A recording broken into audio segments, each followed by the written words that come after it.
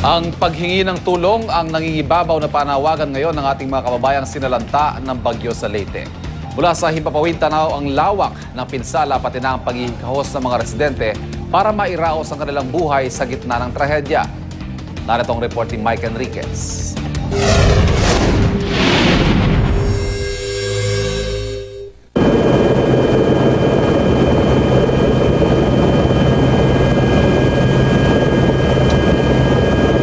Isang malagim na bangungot.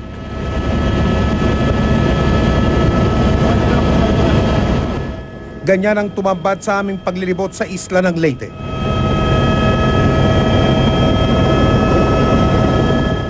Tila hindi na kailangan tuusin ang opisyal na halaga ng pinsala dahil sa tingin pa lang halos walang natira. Ito ang katedral.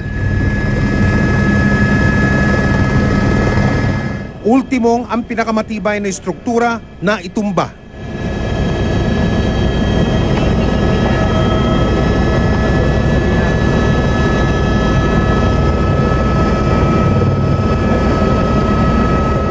Pati ang minsang matatayog na puno pinadapa ng superbagyo.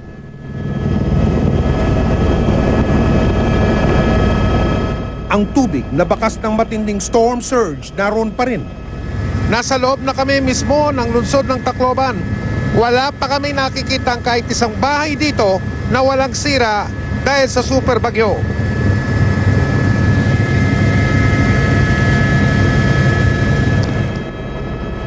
Tulong, yan ang pakiusap nila ngayon.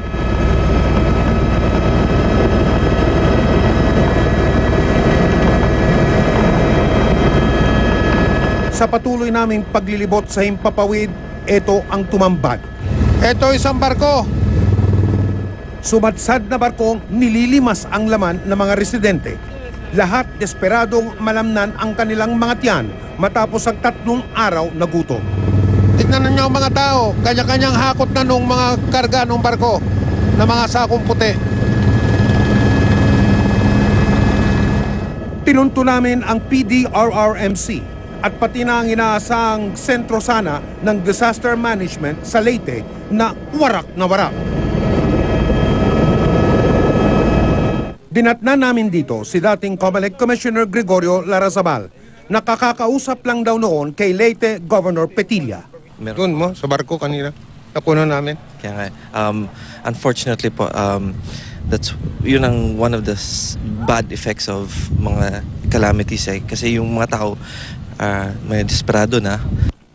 Kwento pa ng isang residenteng dumayo dito sa PDRRMC para sa pagkain dahil sa gutom nakakatakot na raw ang ilan niyang kababayan. Paglabas namin sigurado yung truck namin aanuhan ng mga tao, hindi nakakatuloy. Totoo yung balita na yung mga may truck na mga may pagkain, hinaharang ng mga tao. Oo, hinaharang talaga ng mga tao yan. Malinaw na malinaw. Napakapayak ng kailangan nila ngayong para mabuhay. Pagkain. Kaya hindi nyo maipinta ang mukha ng maraming tao dito dahil sa kumakalam na sikmura sa gitna ng pagluluksa. We don't have any here! Saan kayo?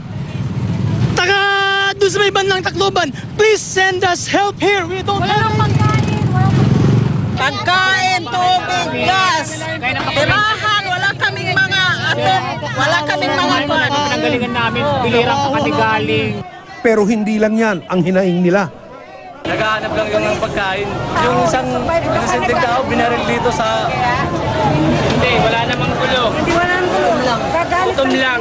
Gutom. Bakit binaril? Nagalit sila. Napatay. Ang iba, naghahanap na rin ng disenteng libing para sa hindi pa mabilang na mga nangamatay.